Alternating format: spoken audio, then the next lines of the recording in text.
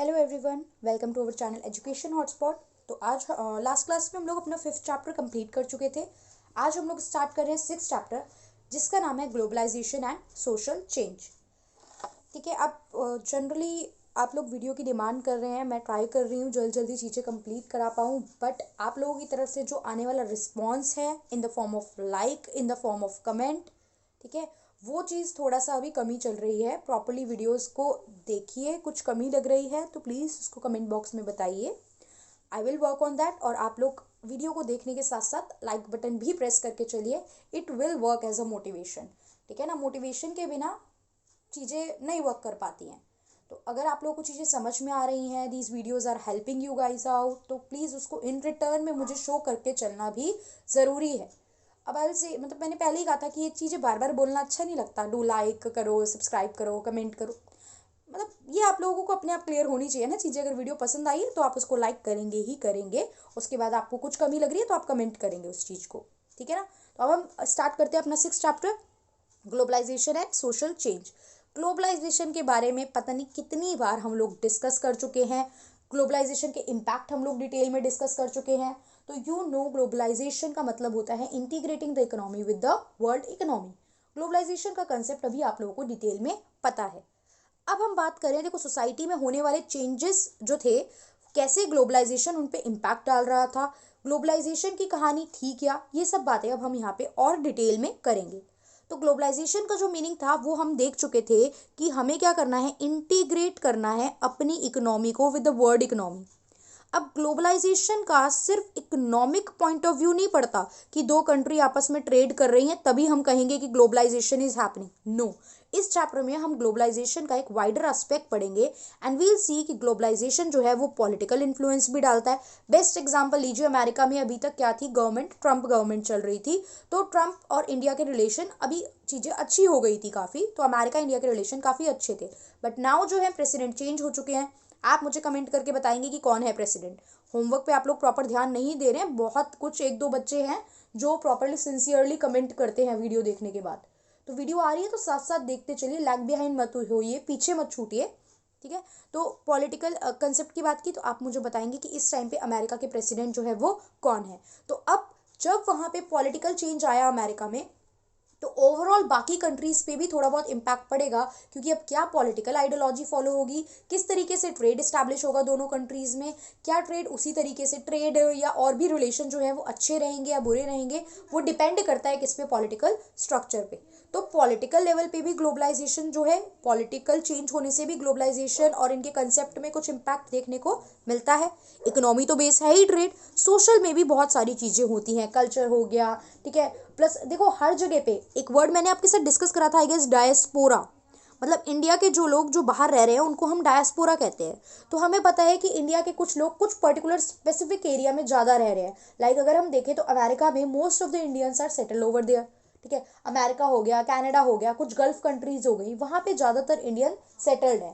तो ये जो कंसेप्ट है, तो ऐसी जगहों पे हमारा थोड़ा सोशल जो है वो कनेक्टिविटी भी देखने को मिलती है।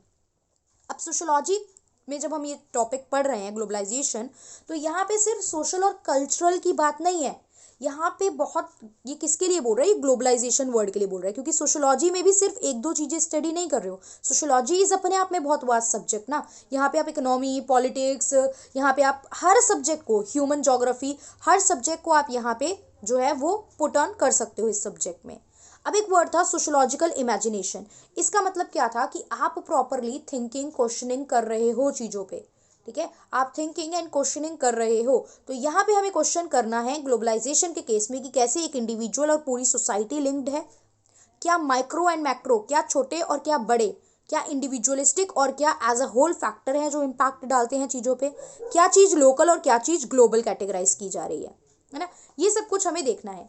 अब यहाँ पे एक बात मेंशन की गई है कि अप्रैल 2001 के बाद हर टाइप की क्वांटिटेटिव न्यूमेरिकल फॉर्म में लगने वाली जो रिस्ट्रिक्शंस थी इंपोर्ट पे, इंपोर्ट एक्सपोर्ट दो टर्म होते हैं। एक्सपोर्ट मतलब, अगर किसी को कंफ्यूजन रहती है, वैसे आई थिंक सबको क्लियर होगा, इंपोर्ट मतलब बाहर से मंगाना, एक्सपोर्ट मतलब बाहर सामान भेजना, सेल करना एक्चुअल में। तो एक्सपोर्ट और इंपोर्ट के कंसेप्ट में जितनी भी इंपोर्ट पे क्वांटिटेटिव, क्वांटिटेटिव होता है एक वर्ड, क्वालिटेटिव होता है। क्वांटिटेटिव होता है नंबर की फॉर्म में जब कोई चीज़ होती है, न्यूमेरिक फॉर्म में। क्वालिटेटिव होता है, न्यूमेरिक फॉर्म नहीं, कुछ क्वालिटी, ऑनेस्टी हो गया, ब्यूटी हो गया, ये सारी चीज़ें जो है क्वालिटी में आती हैं। तो जितनी भी क्वांटिटेटिव रिस्ट्रिक्शन इंपोर्ट पे लगती थी वो सब क्या हो गई हैं, वापस ले ली गई। अब जो ग्लोबलाइजेशन है ना, ये कंज्यूमर और प्रोड्यूसर दोनों पे इम्पैक्ट डालता है। देखो ज़रूरी नहीं है ग्लोबलाइजेशन का ये किसी भी चीज़ का इम्पैक्ट सब पे एक जैसा पड़े। कोई चीज़ किसी के लिए बहुत अच्छी, वहीं किसी के लिए क्या हो सकती है, जो होती है अगेंस्ट जा सकती है। जैसे कि ये जो MCQ वाला पैटर्न है, ये जो न्यू चेंज आया है MCQ वैल्यू बेस्ड, ये कुछ बच्चों के लिए तो बहुत अच्छा है। किसके लिए, जो इन डेप्थ स्टडी कर रहे हैं, टॉपिक जिनको पता है।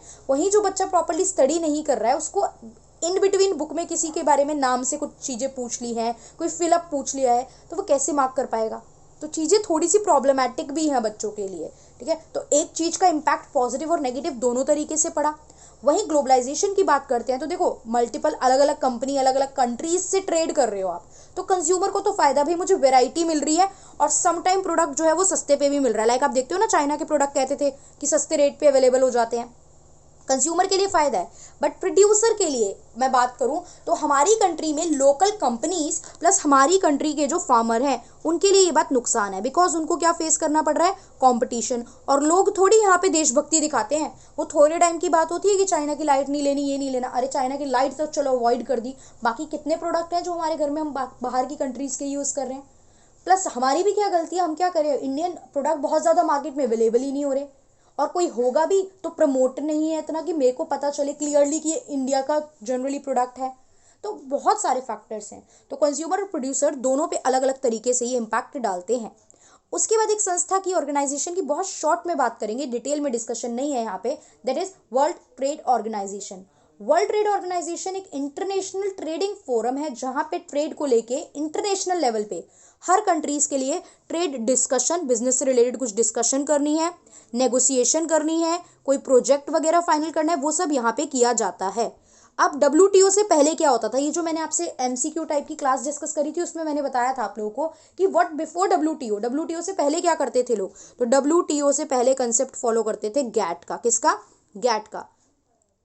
क्या है गैट की full form, general agreement on trade and tariff. General agreement on trade and tariff, clear हुई ये बात। इसके आगे ग्लोबलाइजेशन के बारे में और क्या चीज़ें हमें बताई गई हैं, यहाँ हमें बताया गया है। देखो, सोशोलॉजिस्ट जो है वो डिफरेंट डिफरेंट चीज़ों की स्टडी करता है। एक सोशोलॉजिस्ट जो है वो काफ़ी सारी चीज़ों की स्टडी कर रहा है, विलेजेस के बारे में पढ़ रहा है, फैमिलीज़ के बारे में पढ़ रहा है, कुछ मूवमेंट्स के बारे में स्टडी कर रहा है, चाइल्ड रियरिंग प्रैक्टिस पढ़ रहा है, वर्क और लेजर में क्या डिफरेंस है, किसके लिए वर्क में क्या क्या बेसिकली प्रेशर है, क्या चीज़ें हैं, लेजर के लिए क्या क्या एक्टिविटीज़ लोग यूज़ कर रहे हैं, ब्यूरोक्रेटिक ऑर्गेनाइजेशन क्या है, किस तरीके से फंक्शन कर रही हैं, ठीक है, ग्लोबल कनेक्शन में कास्ट का क्या रोल है। मल्टीपल चीज़ें एक सोशोलॉजिस्ट जो है वो स्टडी करके चलता है।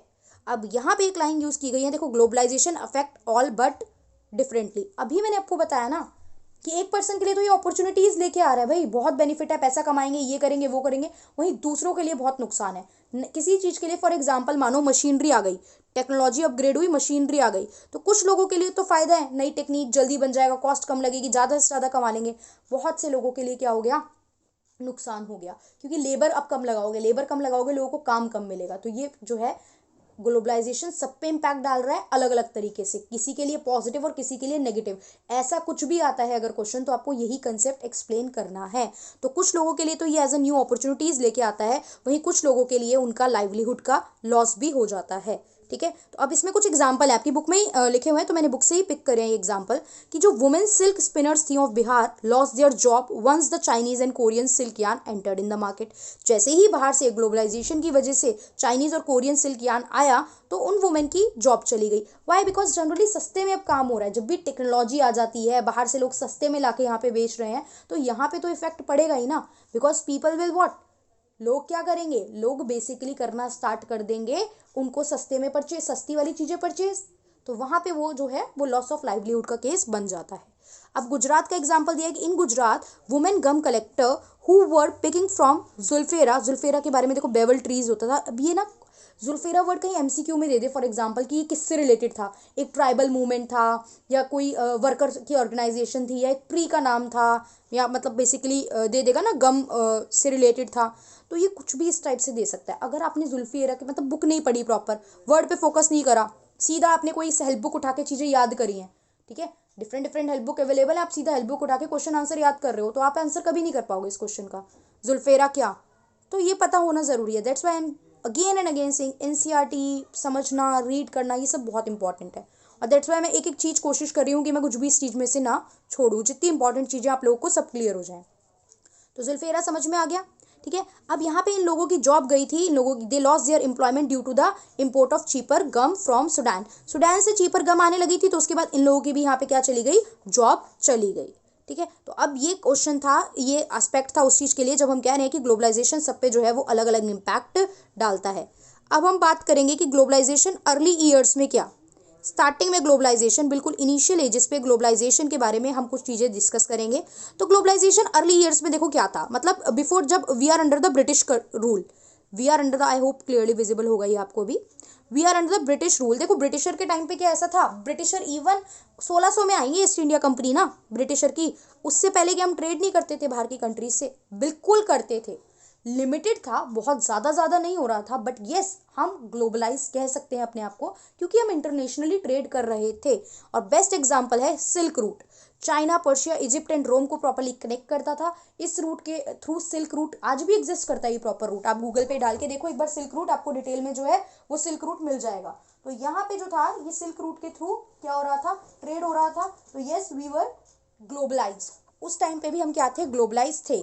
अब कौन आया, देखो उस रूट से बहुत सारे लोगों ने एंट्री ली इंडिया में, बिजनेस करने तो लोग आ ही रहे थे, ठीक है, सिल्क रूट बिजनेस कर रहे हो यहाँ से, बहुत सारे कॉन्करर्स जिन्होंने इंडिया पे आके लड़ाई लड़ी है, ठीक है, ये सब चीज़ें, बहुत सारे माइग्रेंट जो वहाँ बाहर से आए और यहाँ पे आके सेटल हो गए।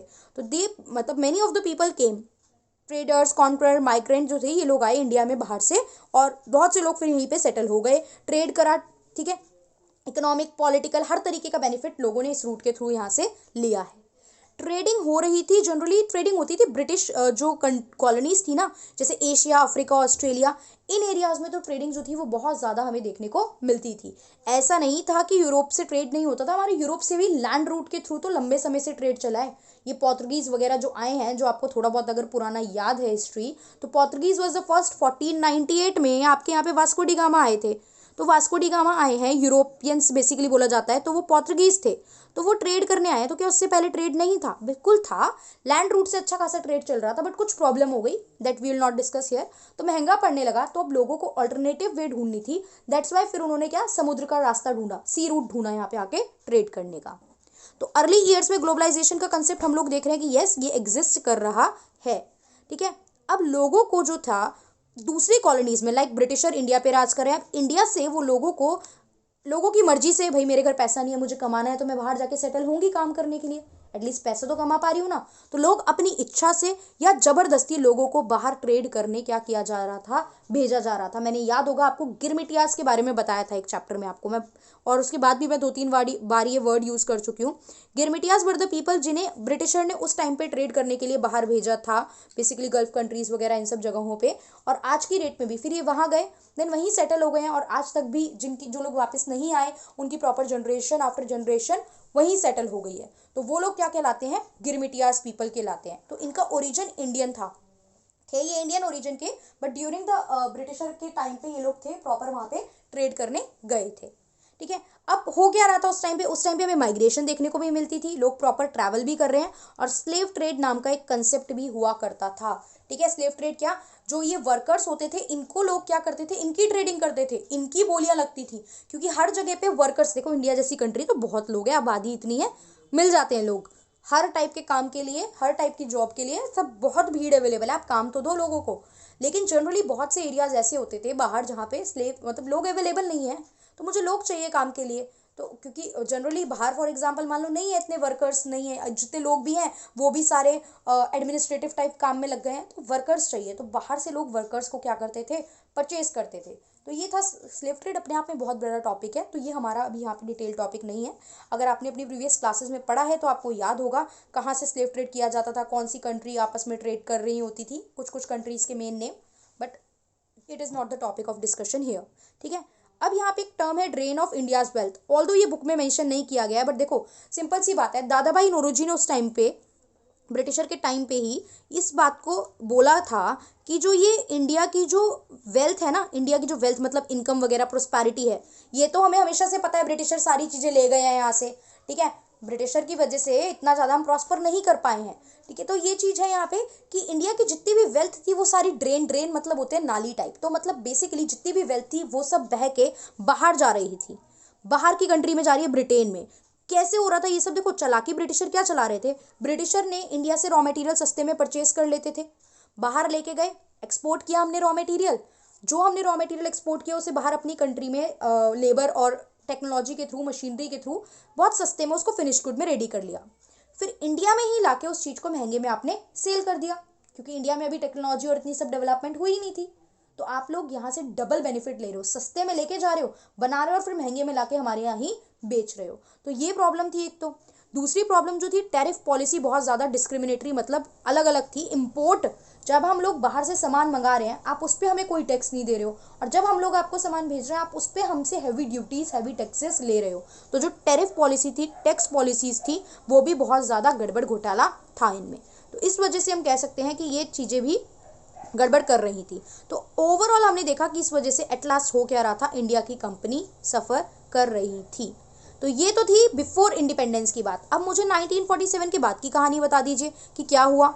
इंडिपेंडेंट इंडिया और ग्लोबलाइजेशन की बात करें तो क्या हुआ। देखो धीरे धीरे ग्लोबल आउटलुक बढ़ा, मतलब एक तो देखो 1991 में ऑफिशियली हमारी इकोनॉमी में हुए रिफॉर्म, उसके बाद हमने फेस की LPG, liberalization, privatization and globalization. तो अगर मैं आज की बात करूं तो आज ग्लोबलाइजेशन सिर्फ ओनली ट्रेड तक लिमिटेड नहीं है। आज ग्लोबलाइजेशन एजुकेशन, जैसा मैंने फर्स्ट टाइम ग्लोबलाइजेशन के बारे में बोला था, एजुकेशन का भी हो रहा है, टेक्नोलॉजी का भी हो रहा है, लोग बाहर जाके जॉब और अपनी सर्विसेज भी ऑफर कर रहे हैं। तो ग्लोबलाइजेशन ऑलमोस्ट हर चीज़ का हो रहा है। क्लियर? आप ये नहीं कह सकते हो globalization is happening in form of trade only. Almost everything is globalized, हर चीज़, हर सर्विसेज का ग्लोबलाइजेशन हो रहा है। तो इनहेरिटेड फ्रॉम, देखो नेशनलिस्ट मूवमेंट के टाइम से चली आ रही है ये चीज़ें, ये ग्लोबल आउटलुक, क्योंकि हम उस टाइम पे भी इंटरनेशनली कनेक्टेड थे, ट्रेड चल रहा था, ब्रिटिशर ही तो सारी चीज़ें चला रहे थे यहाँ पे। कमिटमेंट थी हमारी किस चीज़ों को लेके, बट बाद में अभी इस टाइम पे आफ्टर इंडिपेंडेंस एक तो लिबरेशन स्ट्रगल पे कमिटमेंट हो गई थी। मतलब हम लोग फोकस कर रहे थे कि थोड़ा लिबरल पॉलिसी फॉलो करेंगे। लिबरल मतलब रिस्ट्रिक्शंस जो हैं वो कम लगाएंगे, लेस रिस्ट्रिक्शन अब चीज़ों पे, क्योंकि देखो लिबरलाइजेशन आ भी तो गया था ना कंसेप्ट। उसके अलावा हमने बात की थी कि सॉलिडारिटी लोगों के साथ रखेंगे।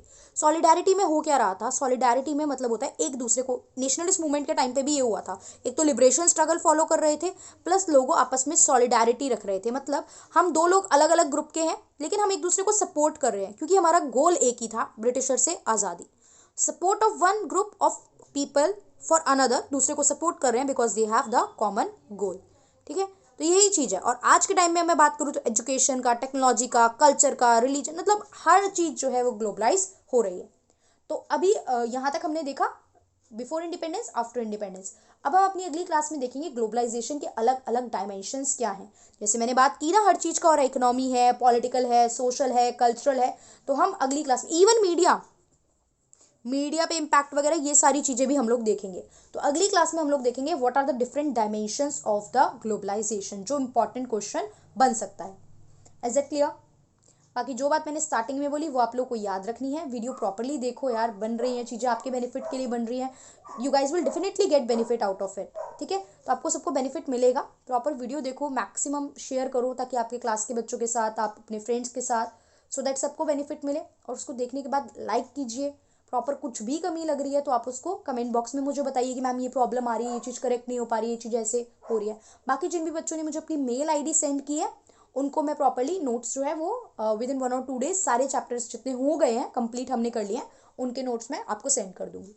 Okay, so that's all for today. Thank you for watching the video.